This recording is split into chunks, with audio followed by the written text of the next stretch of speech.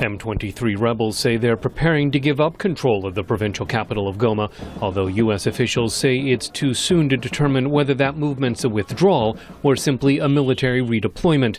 At the State Department, with African Union Chair Nkosazana Dlamini-Zuma, U.S. Secretary of State Hillary Clinton says the only way forward for those rebels is to keep to the terms of a deal reached in Uganda. They must meet their commitments under the Kampala Accords to cease their attacks, withdraw from Goma, and pull back to the July lines.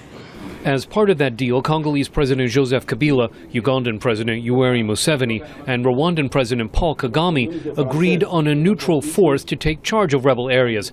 That's complicated by the widely held view that Rwanda is the chief supporter of the M23 rebellion, an allegation Rwanda denies. AU Chair Dlamini-Zuma says getting regional leaders to help stop the fighting is more important than assigning blame.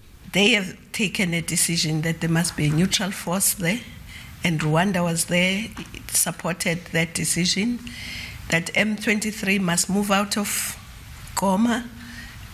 Rwanda was there, it supported the decision.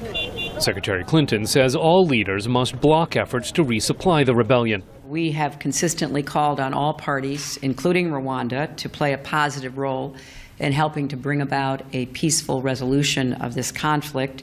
And that includes ending any and all support for the M23. The United States has been reluctant to accuse Rwanda of backing the rebellion.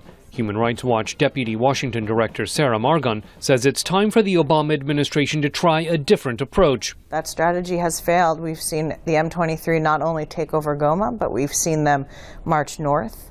We see them continuing to stay put. We see a weakening, potentially weakening President Kabila in Kinshasa. She says calling Rwanda out for supporting M23 will not resolve the crisis in eastern Congo, but it's an important first step.